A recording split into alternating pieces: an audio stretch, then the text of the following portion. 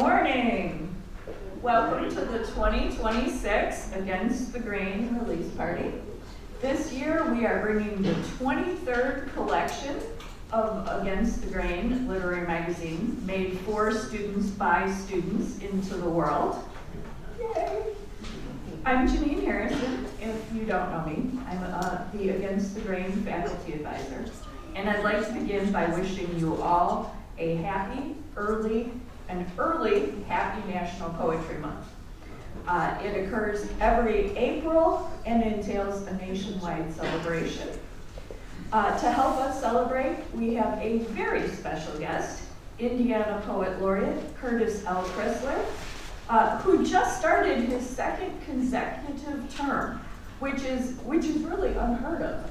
The only person I ever remember having a second term as Poet Laureate was at the national level, and it was Joy Harjo, who was our first Native American Poet Laureate, and the reason that she had a second term was due to COVID. But Curtis must be doing a bang-up job because he was asked after his first year into a 2-year term to commit to a second term. A Poet Laureate, there are positions at national, state, and sometimes town or city levels, and is an ambassador of poetry who helps us to understand the significance of promote appreciation for and foster the art.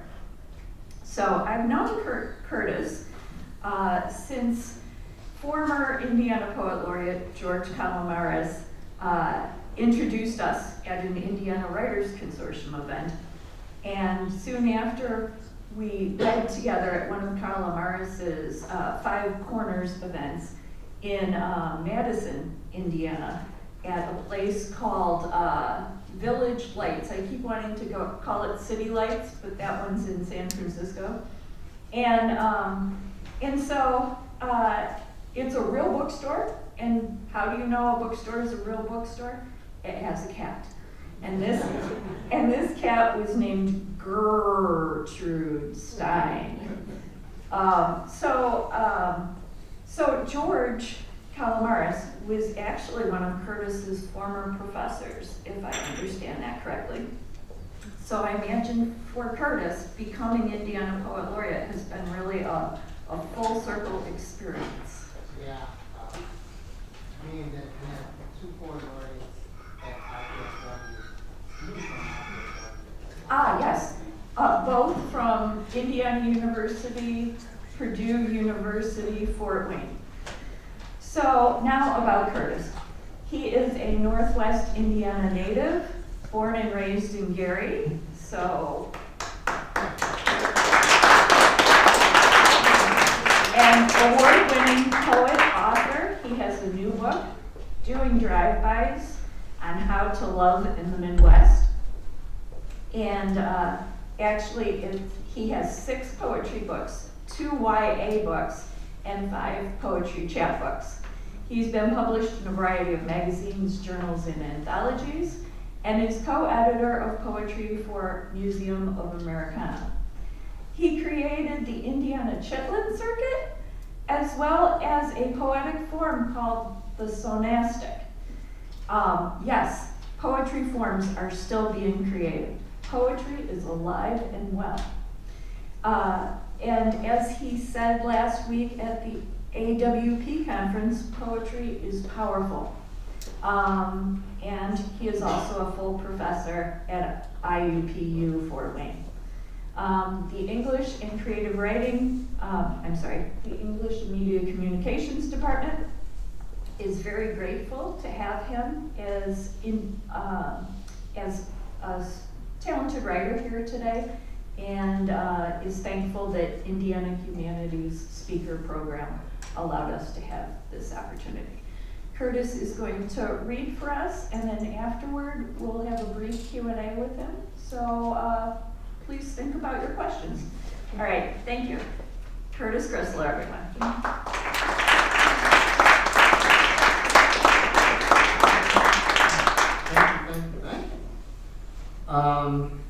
we're gonna see how this goes. I think I'm fighting a sinus infection, so, I get this crazy cough every once in a while. Thank you, Janine, for having me here. Thank you all for having me here. It's been, crazy this year already as well. Being not just the poet laureate, but, well, the whole poetry thing. This month is Women's History Month, but, so you have January, and they're hitting you up for, Martin Luther King and all this. Then February is, Black History Month. Then you have Women's History Month. Then next month is Poetry Month.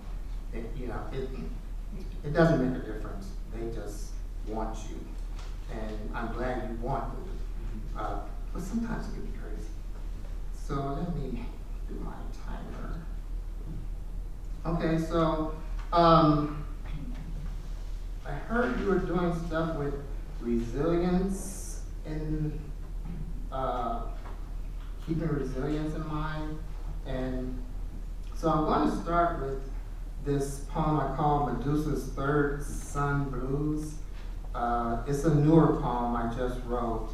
And if you know about Medusa, when Perseus kills her, she's pregnant. She has 2 kids. One is Pegasus, the horse, and the other one is Chrysaor, who is supposed to be a big fighter, but they don't write about him at all. And so I decided to add to this mythology that there was a third son. And it gets into this aspect of who we are, who I am, in the sense of, do I exist anymore? Am I the invisible man that Ellison is addressing? Since there's no more DEI and CRT and all this stuff, am I supposed to be all those things, and now that they're gone, I'm not? Are you looking at somebody right now? So it gets into some stuff like that. So this is called Medusa's Third Son Blues. I am Medusa's unsaid, nappy-minded and snakes, tasseled to braid tombstones, lassoed to nooses, swinging to jazz, to funk, giving way to the blackness, still my mother's pearl. I am the Moor Shakespeare killed, Hitler's agony with Jesse, your president's discontent. I am Medusa's son. You don't want me to dream me. I don't live in your irises, your heads where I squat. All of life's factors prodding. There's no artifice to kiss. You have guillotined me for my mother with deceits. Your masked men carve up the avenue, fried turkey breasts, the new mastectomy. Mama lays headless in your concepts. I've grown to stone, some slab of consciousness. I am your mutant, seeking last rites with Professor X. In these streets avoiding sentinels, they can spot the shapes. My hair a hissing fit. I am the son Medusa never holds. You executive orderly. I am Abel, not Cain, paying down hate's bills. I am Medusa's latchkey child.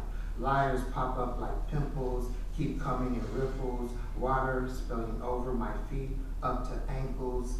I see dorsal fins surround me. I am in a frothy wake of Poseidon who raped Mama. That's what male gods do. Even Athena blamed the virgin. I am Medusa's son. I cannot keep down my Gorgon, swallow the me in myself. I want to scorn this wrapping. No need for removal of my scalp, my eyes, my lineage. I die like facts, like truth. I am all improvisational now. Why love a place that don't love me? Die in a billionaire's algorithm? That icy displeasure with, yeah, Medusa's son, that Gordon, when they mean the other word. There are no more heavens round here. Every time I enter a room, you smell Medusa's crust.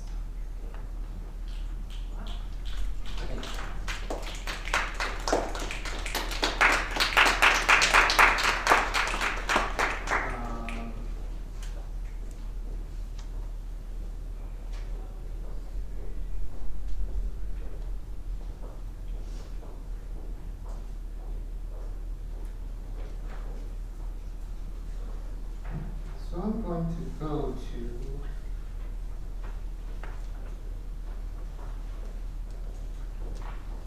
this one's called Gangster Love. Does everyone know who Jean-Michel Basquiat is? Yes. Okay. If you don't, he's a famous painter who is painting with. He got him to start to paint again. What's the guy that does tomato soup cans? Andy Warhol. Andy Warhol. He got Warhol to paint again when Warhol was just doing springs and things of that nature. And he died of a drug overdose. But there's a great movie with David Bowie playing Andy Warhol. And the guy that played Jean-Michel Basquiat is, the actor is really good in the role. So this is called Gangster Love for all the Jean-Michel Basquiats. And it's kind of trying to push the person into resilience again, or to say that I'm your resilience. I wouldn't want to know you on drug days, when you were in a stupor of dumb thought, and I had to clean you up. Take off the pissy pants and underwear, the vomited on t-shirt your moms gave you that's too little, but it's love. There's a squirt of language you sped out like a Tourette-induced aggravation. I wouldn't want to know you on the mad days where you throw paint against old canvases and let the music of Vivaldi or Grandmaster Flash push you into locomotion because critics critique you all wrong.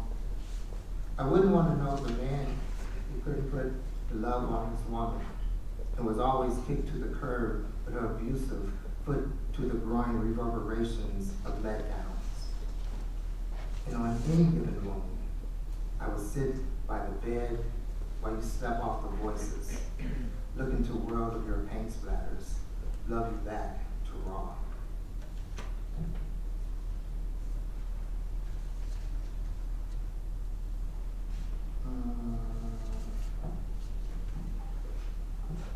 I'm going to go to another new one.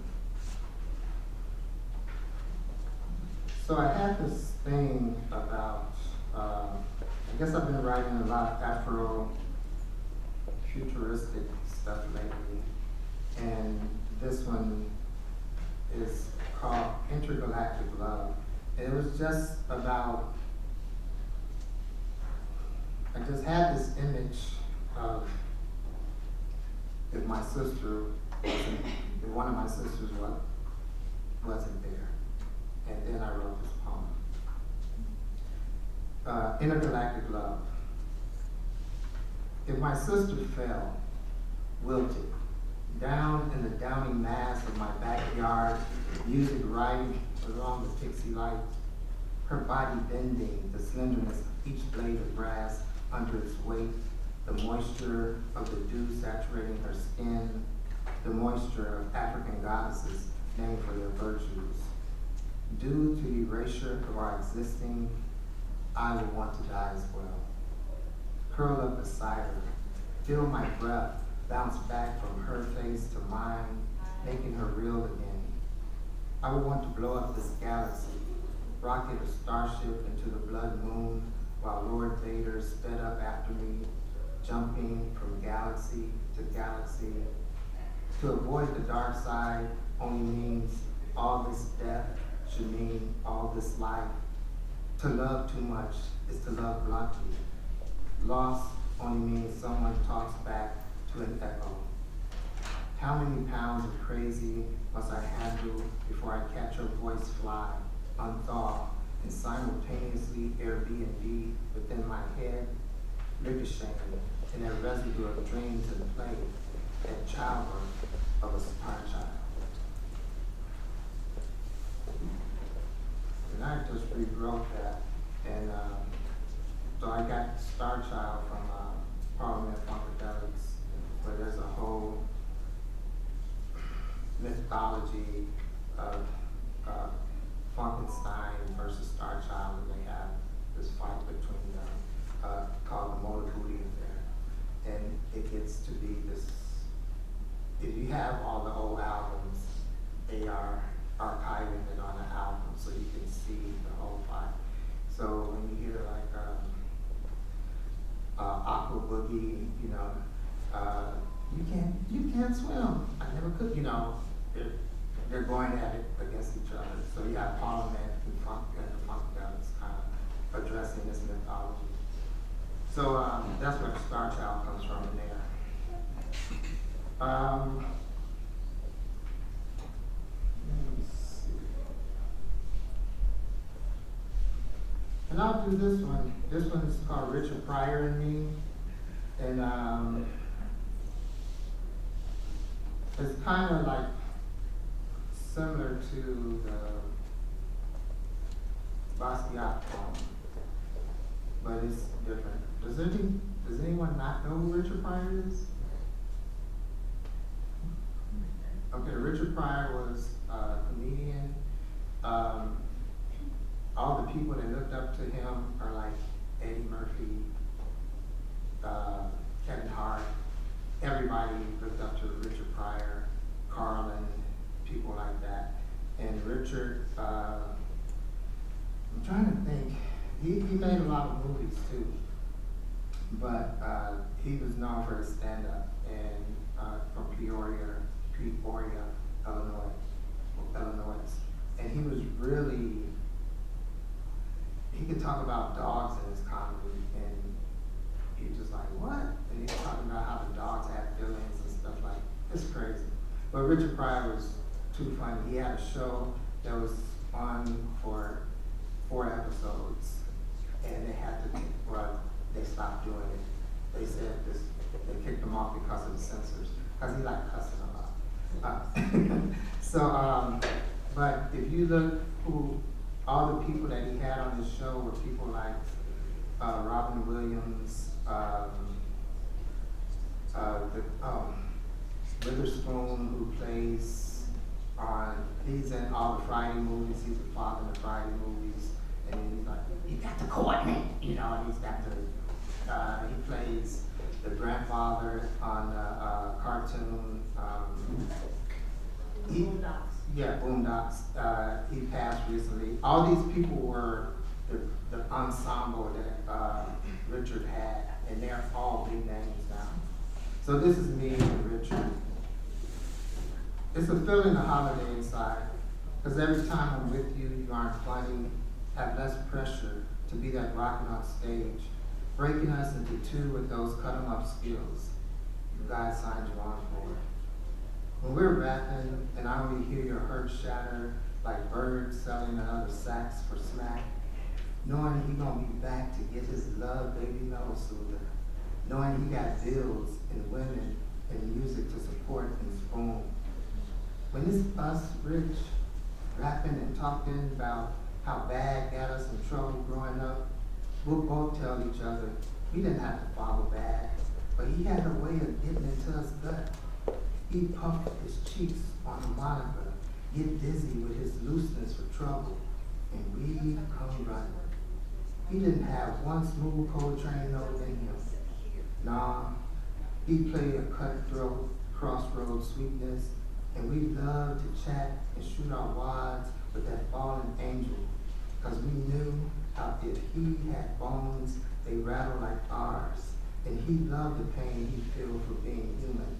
Unlike us, scared to love big, to follow our insanities, we try to hide in our botched prayers, want only good things, things appealing to the eyes of others, stuff we hope to handle on the run, and things big, red, popped bright and glare.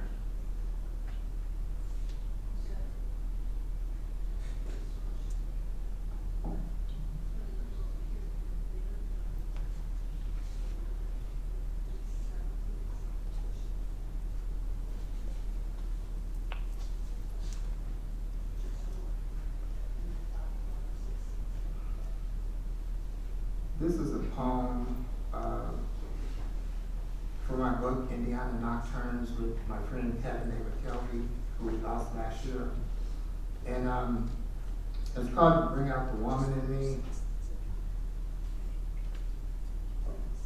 And it comes from Sandra Cisneros wrote, "You bring out the Mexican in me." Then Valfi has one, "You bring out the Vietnamese in me." And I had my students write poems from ethnic and cultural responses. But then I changed it and I said, write one about gender. And so I wrote this one when we were writing this. And it's called Bring Out the Woman in Me. You bring out the blood, fluid, and pain to the umbilical cord of all my children, breathing and not. You bring out the woman in me, the mama, mommy, mother, her voices rushing down the hallway of life's time. You bring out the psychopath in me, the functioning under pressure in me, this nucleus of a thing outside of womanism, outside of feminism, outside of glossy mags, and how to please your man overkill when I am the mother to existence of me. You bring out the man-eater, the man-hater, the frustrator, the rejuvenator of me. I am nothing but the everything of anything in the immediacy of a second in me. You bring out how I figured out the hot, hot, hot in me, the cold, cold, cold to breathing, the if you don't get out of my face in the next minute of me, so I can implode from the kernel of a popcorn seed into a butterfly. You bring out the Queen Latifah in me, the ladies first, the June Jordan in me, the Carolyn M. Rogers in me, the light-skinned girl born in Gary in me. That's my mother. You bring out the maternal key in me. You are the face in the mirror in me, the bump, bump, bump in my chest that bumps. You bring out the terrifying in me and sit it down like an ohm. You bring out the beautiful fangs in me. I am running through the streets, a car on fire, and I am breathing in all the pollution of the city, changing it into planetary bodies.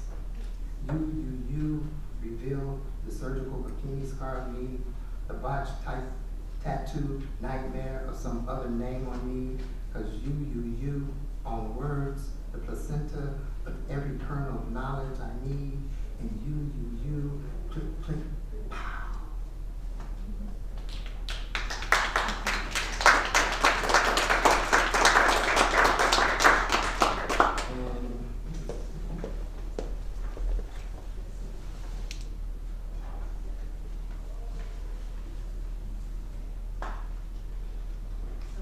I'm going to end with Fireflies on Interstate 3.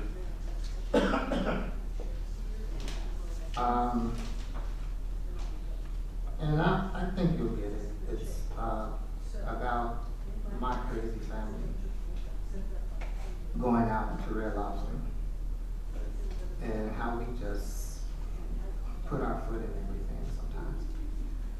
Fireflies on Interstate 30.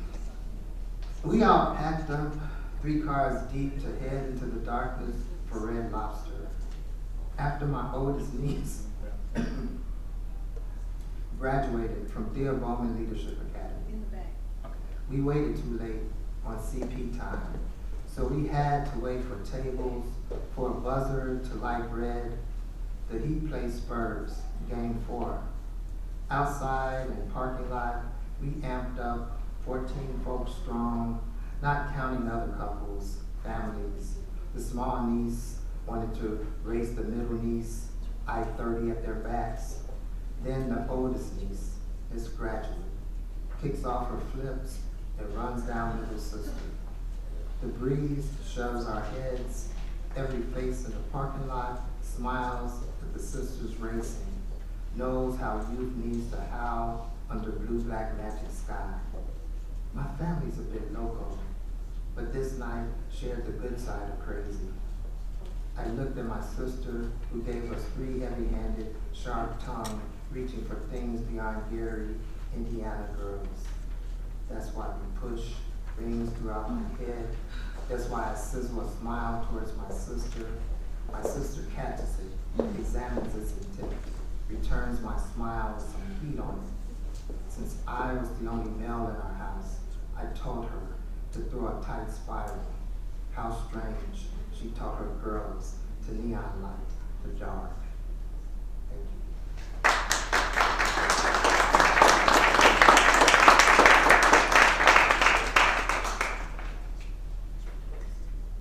Thank you very much. Curtis, does anyone have a question for our poet laureate? Hi Curtis, thank you for your poetry. Thanks. Okay, well I noticed that your poetry had a lot of pop culture references, like X-Men, Darth Vader, artists, Sandra Cisneros, jazz music, punk music, and I was just wondering, what was your thought process in terms of incorporating these various arts into your poetry? I mean, was it a deliberate choice? Yeah, it's not a choice really. It's because that's what's around me. So I think artists, when you say, my whole thing for my classes, teaching, is to get you to understand you have a voice on the page, just like you have a voice anyway. But on the page, you're saying something as well. If you're making this artwork, you're saying something. If you design this floor, this school, you're saying something. So that's your voice. Poetry is supposed to be the most truthful forms in a sense. And so I have to incorporate what my life is, and that's my life. And so all this stuff is my life. So, I have one niece that's crazy talented. She paints now, but she draws and all this stuff, and she's trying to figure out what college she's going to go to. And we're into anime, and so we are always into, hey, you're gonna have this playing at the thing. We can go check this out. And now I just got her into records. I bought her a record, some albums a couple of years ago for Christmas. And the funniest thing happened, and I didn't realize what was happening. So I got her, we went to see not the Wizard of Oz, what is it? Wicked, the first one. And she saw it on Broadway. And she said, these are the same songs and stuff and all that. I was like, cool. So I bought an album and a couple other albums. So she's like tearing it up, tearing out, and pulls out the album in the sheet in the sleeve, right? And then she's tearing the sleeve. I was like, what are you doing? What are you doing? She's like, what? I'm like, you're not supposed to, that's the sleeve. The album has to go in there to protect it from, she never had an album. So it was just like, oh, that's right. Everything's, online, streamed. And so, but as soon as she went home, she had her father tear up she had a little dresser thing, and he put a hole in that, put the record player on there, and she's been getting albums ever since.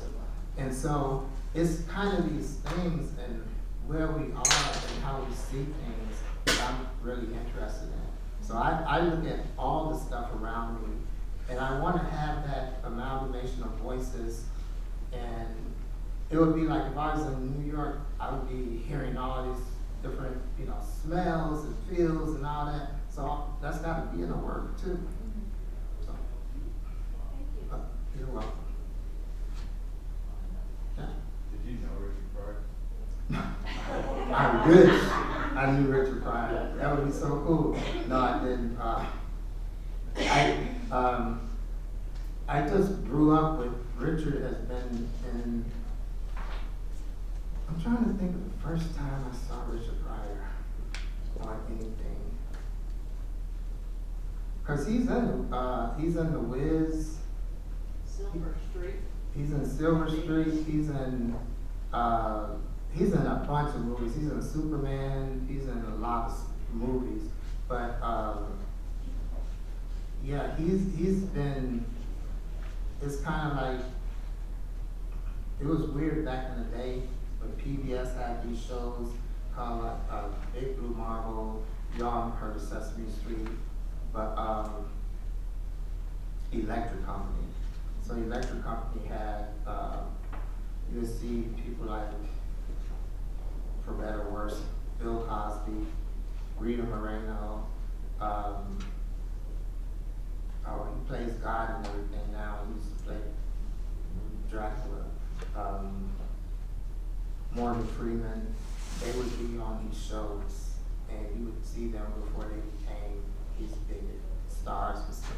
So Richard Pryor is like that. And now all the people who love Richard Pryor do Richard Pryor. So you hear Eddie Murphy, Godfrey, you see all these people doing their Richard Pryor voices and stuff like that.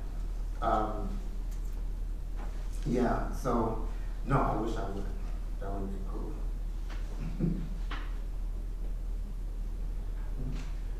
How would you define Afrofuturism? How is that defined? Basically, it's black people in science fiction, and in the sense that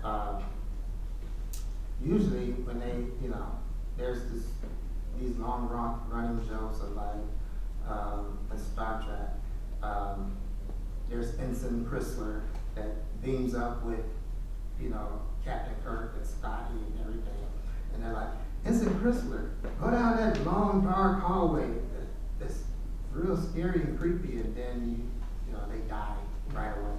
So you're seeing that with things like you're seeing a lot of different stuff now, especially in books where you get to see African Americans out front in the sci-fi. That's not just this stereotypical aspect of the story, but a big part of it.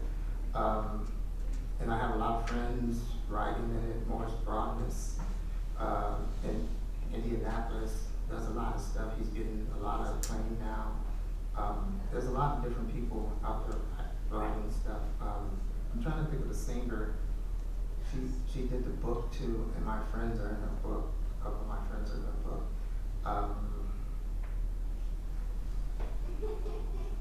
I'm trying to think of that. She got that song, The Way You Make Me Feel. I can't think of it. I just see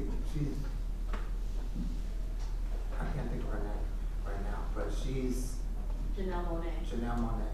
So she has a book, Afrofuturistic book that addresses these stories by different African Americans that she's working with them on. And it's very powerful. And it plays off one of her albums that's Afrofuturistic too. So the aspect of seeing, if you go back, Afrofuturism comes from Sun Ra, Charlemagne Funkadelic, all that kind of stuff. That's I was asked a question by a student earlier today, who's a poet, Mhm. Avery Thomas, and he asked me, how do you know you want to write the poetry collection? How do you see it being? Well, I think it's just your writing, and then if you want to, what'll happen is you'll start, like if you say, well, I have a lot of stuff, and I want to put a book together, then you're going to start laying stuff out and seeing which poems talk to each other. So the first poem could be about love, second poem could be about hate, and you're just trying to make those connections. And maybe 5 or 6 of those poems are together. Then you get another 5 or 6, and you get another 5 or 6. And so now you have sections. or chapters. And it's like, okay, this is, I love faith, this is about trauma, this is about sunshine, this is about music. What is the thematic aspect of this book? And then, you know, so you're looking at it like that if you're putting together a collection. It just depends on what you want to say with the collection.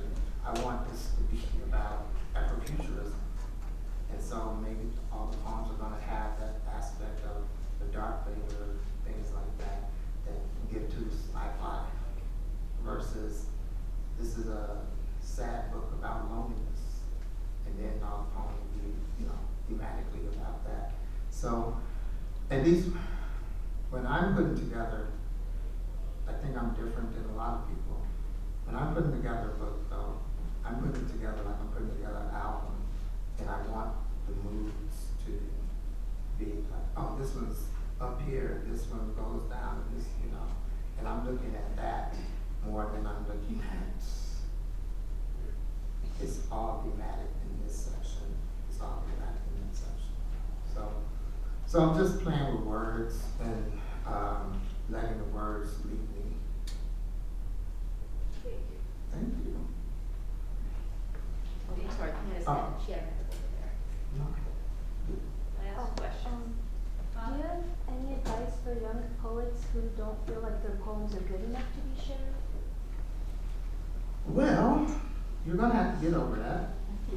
But two, the more you read, there's no big secret in writing. It's all you're doing is reading and writing.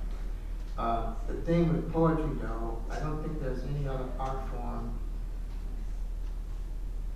outside a singer-songwriter where the poetry, you're writing it, you're saying it, and you're hearing it. And so, as a poet, you have to speak the words that you put together for the poem. I know a lot of people get self-conscious about being up here. I'm up here and I'm sick, and I still got to do my thing. But who better for you to hear my poem than me saying it? Who better to hear your poem than you saying it? Then, you know, if somebody else is saying your poem better than you,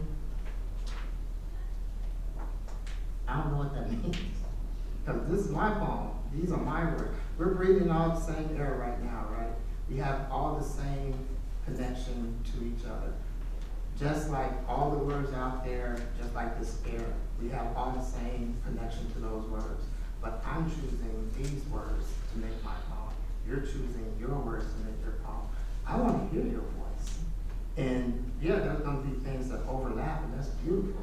But I want to hear your, I don't want you sounding like me or sounding like Sandra Cisneros or whoever. I want to hear your poem. Because when I think when someone's on stage or at the mic and they give up their truth, they become beautiful. And it's something about saying your truth, and because it's vulnerable. And we're all taught that vulnerability is weakness.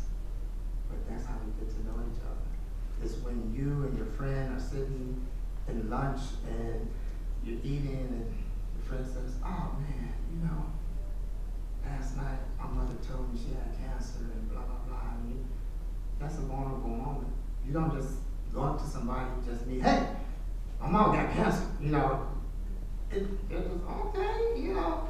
So the vulnerability in poetry and music and art is someone giving you their voice and asking you just, you know, they're not saying you have to love it or just, this is my voice, you know. And if you're truthful in that, it becomes beautiful. So you have to hone your voice. And your voice is unique. So keep that in mind. But keep reading the people you like, keep reading, finding out about different forms of poetry and stuff like that. And the more you read, the more you're going to get in there. Thank you. Thank you all.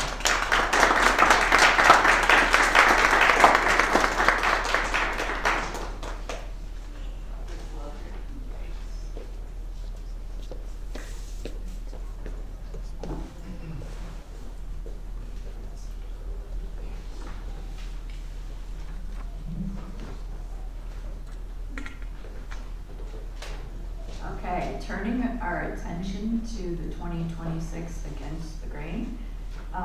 It's produced by the English and Creative Writing Club. We have Against the Grain teams, and first, the president of the English and Creative Writing Club, Avery Thomas, is going to come up and discuss the editorial process. And then after he is done, our lead designer from the design team, Angela Kovacevic. Close enough. Okay, sorry about that. I meant to ask that earlier today. We'll speak about the process. And after that, we are going to have contributor readings. So Avery, come on up.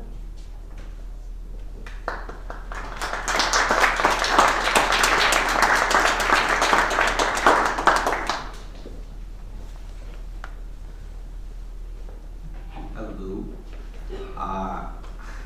I've submitted to a lot of articles and programs over the years. So I've been on the other side of the editorial process all the time, submitting to this placement and that place, and then getting a auto-generated response or getting a, this was great, but not for us. So it felt very difficult being on the other side of that, but it was also very humbling. And I think the idea of the editorial team ties into the idea of resilience, because we all submitted something around this one theme, and how many different ways can all these different people say the same thing, and yet that's exactly what happened. We selected what we felt were just some amazing piece of art, and everything that was submitted was an amazing piece of art. Like, you're choosing it, you're like, this is great, this is amazing, this is great. We can't have everything, but we did select things, and that's what makes up Against the Grain 2026. Explaining the process, I mean, you go through, you make sure there's no very obvious grammatical issues or any things that could have been missed, and then you share it with the world, and that's what Against the Grain is. It's a collaboration of all these different people's vision of what resilience is to them, and that collaboration, in my opinion, is beautiful, and I'm hoping it can be beautiful for all of you as well. That's all.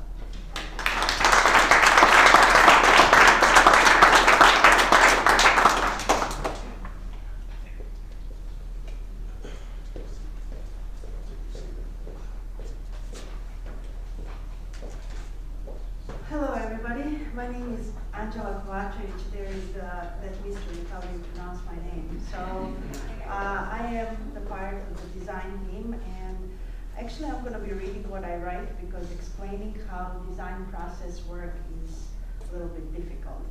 So according to Google, resilience is ability to adapt well to adversity, trauma, or significant stress, allowing individual to bounce back from the challenges. When faced with the challenge of presenting the theme in design this year's Against the Grain, which is resilience, my partner Amelia and I decided on an approach of divide and conquer. Adapt to stress for situation, resolving a question on how to showcase resilience in design and also represent Calumet College. Our adaptation process was simple. We did what any good design team would do. We conducted marketing research. So the first and the hardest step of the conducting of this was conducting survey. Amelia was the one who talked to students, always asking the questions. When I say resilience, what do you think of? What do you see? What does it remind you of? And what do you associate resilience with? So because the students participated and answered, we got an hour answer. So armed with the ideas, it was my turn to turn this into design.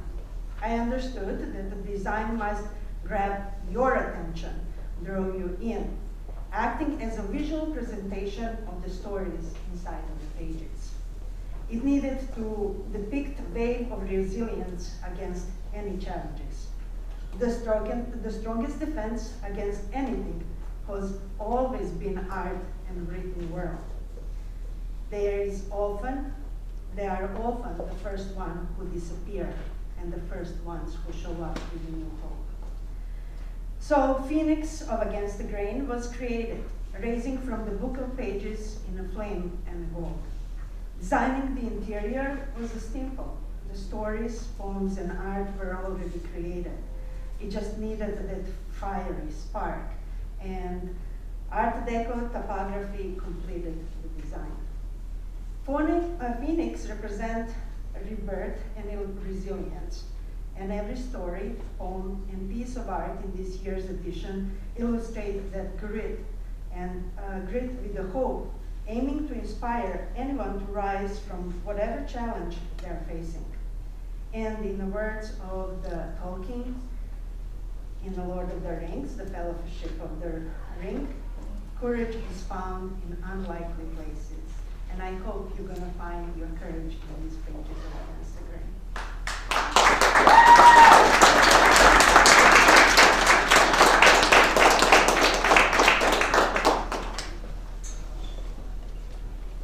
Now, at last, our contributors.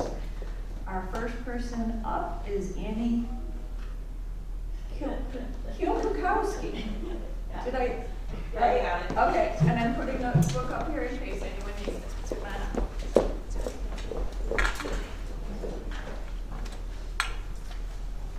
So just last semester, I wrote a piece called Pretty Poison.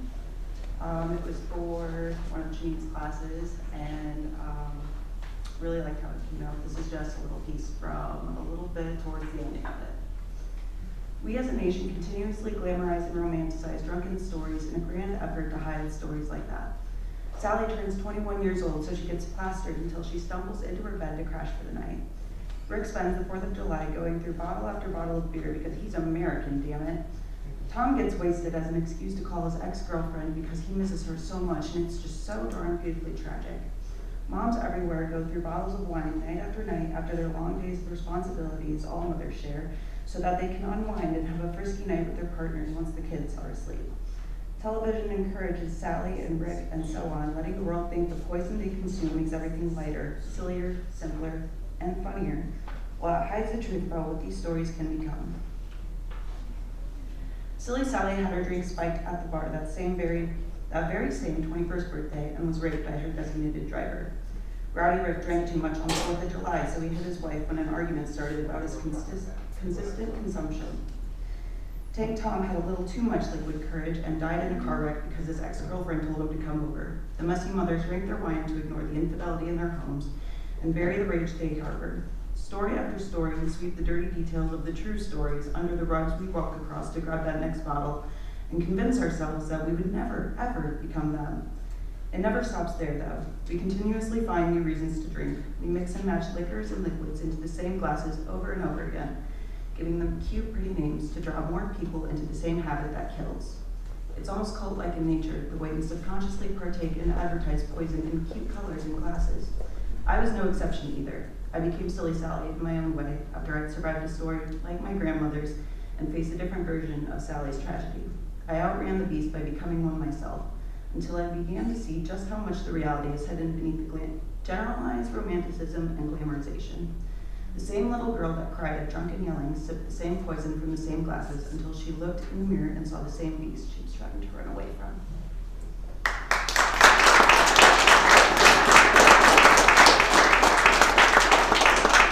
Our creative nonfiction section, and the next piece is also creative nonfiction.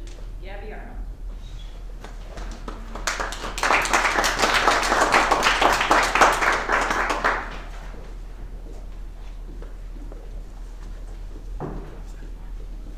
This is also towards the end of my creative nonfiction, titled Contemplating Thoughts. In schools, students use AI to cheat or complete assignments. The first time I used AI was for an essay. I was shocked when it wrote the entire paper for me. He didn't offer to format it correctly and turned it into a document ready to submit. This blew my mind because I didn't know it had such capabilities. But as I read the finished piece, I noticed something was missing. There was no trace of human mind, no natural hesitation or quirks. It felt like a perfect mask with nothing behind it. I wondered for the first time whether this was how people disappeared, slowly, quietly, or let a machine speak for them until their own voice grew faint. I began to understand why teachers was worried and by adults warned about the dangers of relying on AI. Without regulations, people can misuse it without realizing the harm it brings. I did see the downside, but in the same breath, I remember nights where I would be talking to AI and how it helped me understand myself when I could not explain my thoughts to anyone else. Nights where I choose not to burden my friends with problems they were also struggling with. Nights when typing my thoughts brought me comfort and clarity. This leads me to a deep thought. If I had to choose between human nature and AI, whose side would I be on? People worry that talking to AI too much makes you dependent and replaces real relationships. Then that it will put you away from human connections, one piece at a time. If I talk to a machine when I am most honest, and talk to people only when I feel safe, what does that say about me? Does it mean AI is replacing something important in my life? Or does it mean people have not always felt safe, like a safe place for the parts of me I do not know how to voice? And what does it say that AI replies more gently than some people ever have? I do not know the answer, and I will not pretend that I do.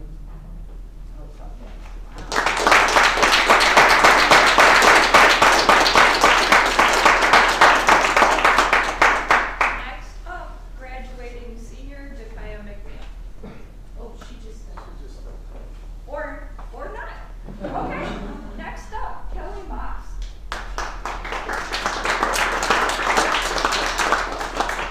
Hello. I want to start by saying I absolutely love the theme of resilience. The first piece that I wrote is a testament to those who have survived addiction through resilience and those who died trying. The title of it is Most of Us Don't Make It Out Alive, and that comes from a blog that I started after I got clean. Dear heroin, you stole every breath from my lungs, every minute from my days. Every hour that I existed, you dehumanized me. You locked me in a cage. You controlled my thoughts, my love, and my pain. I devoted every waking and sleeping moment to you. For 17 years, you consumed me. You told me it was okay to give up forever. There was no beginning, no end. I believed I was meant to live that life. You told me there was nothing else there for me, only you existed. I became convinced to my core that you were the best thing for me. Only you made me feel special. In those years, the greatest lie you ever told me was that you were greater than anything I could be. I am certain you intend to leave me as empty and broken as you found me. I am more certain that for the first time in my life, I am, without a doubt, stronger than you. Most of all, I promise that every chance I get, I intend to guard you so that never again can you pick up an innocent soul and use them until they no longer exist.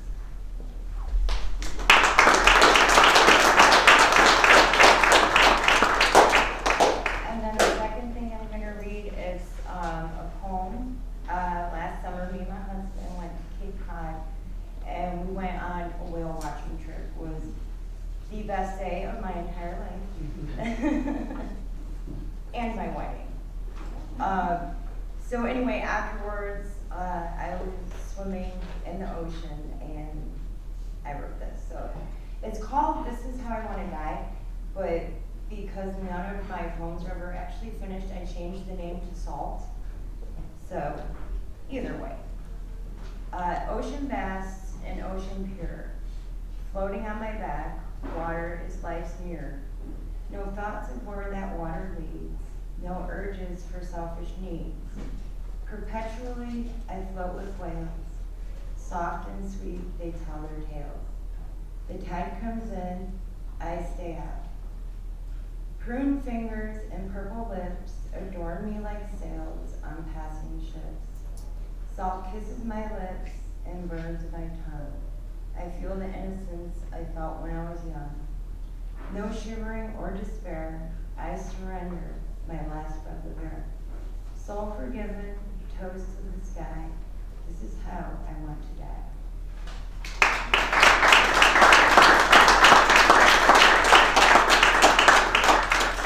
Next up, poet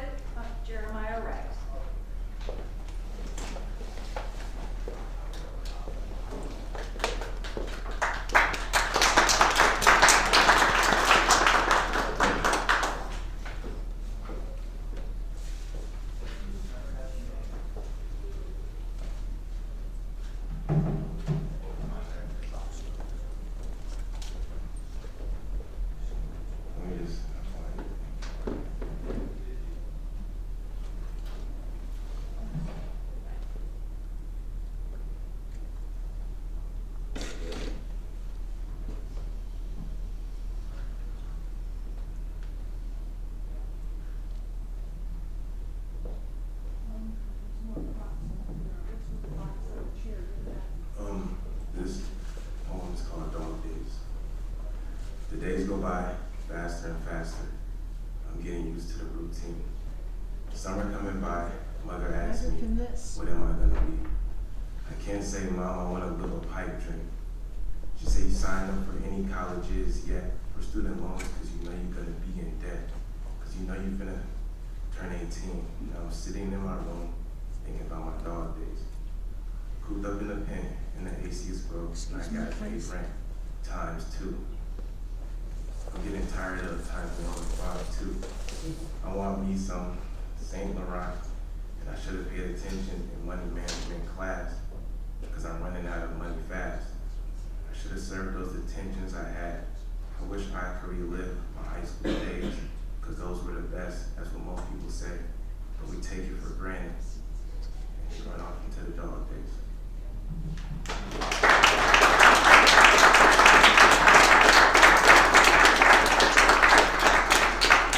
Our last writer is Rachel Ross, who writes fiction, and this is going to be followed by a brief artist talk by Reed Victoria Cervantes. Rachel, come on up.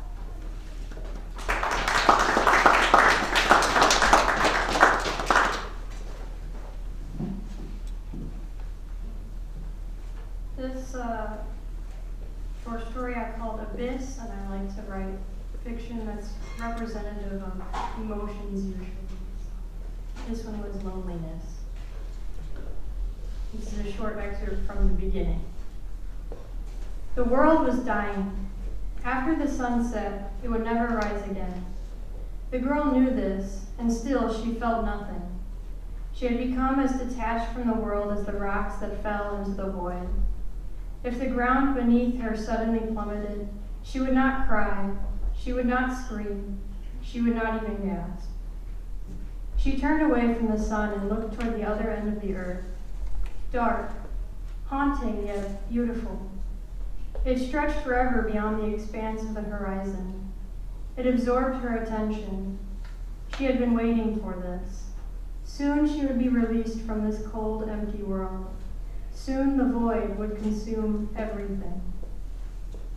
A light caught her attention, a light within the void. It was not a star, nor was it the moon, but the light mesmerized her. It was delicate, yet powerful. Its brightness fought against the abyss that was moving over it. It refused to let the darkness rule it. It could dim, but it would then shine. It could shrink, but it would then grow.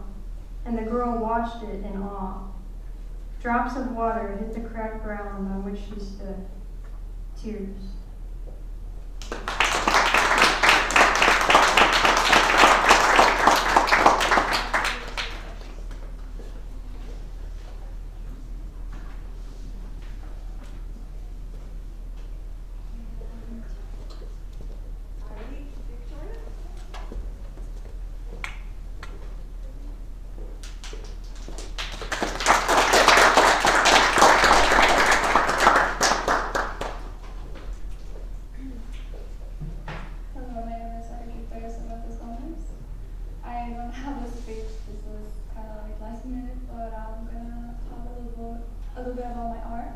So pages 50 and 51 are my two artworks. I'm really proud of them. They really represent who I am, represent my culture. I'm coming from Mexico. Been living here for 7 years now. Cost me 3 years to learn the language, finally speak English. Like now you can finally understand before people have hard time understanding me. I did these two drawings while I was in high school. First 2 years in high school was a struggle because of the pandemic. I was feeling isolated as it is. Because I had like no friends, couldn't communicate with no one, so the pandemic just made the loneliness even harder for me. So after returning back to high school, no more online classes, I started hanging out with more friends, making connections, being part of clubs, sports, and swimming. That's why the water in the heart, because I really love swimming and I find peaceful on the ocean or lakes. So for the first one, it was an assignment. It was drawn and hard, but make it your own. So I decided, you know what? Let me be creative. So at that time, I was going through a really bad period of time. I was missing my family in Mexico, my grandparents that raised me ever since I was a child. So I pretty much expressed how I felt, and it's funny because it didn't used to look like this before. Before it was just plain white sheet, not even wrinkles, anything. Move on from another class, to another house, and the basement got flooded. The basement had my artwork, so it got damaged. And as time passed, the art kept being damaged, but for people still look pretty. So that tells me that even if I'm a little damaged, I still have pretty aspects on me. So that's kind of comforting for me. For the dog is an alebrije, which is, I don't know if anyone has seen the movie Coco, but that's pretty much it. It's a dog, and I want to give credit to the artist, which is like the blue dog. It's an artist that painted the blue dog, and the teacher told us all to do like a replica. But I was like, you know what, I'm gonna do a replica, but I'm gonna do my own thing. So I decided to be colorful, crazy, and just paint something that will make me feel happy, and that's why I painted the dog. So yeah, these two paintings really represent who I am, represent my culture, represent where I'm coming from. I'm proud to be here, and I'm grateful that I got the chance to even speak in here.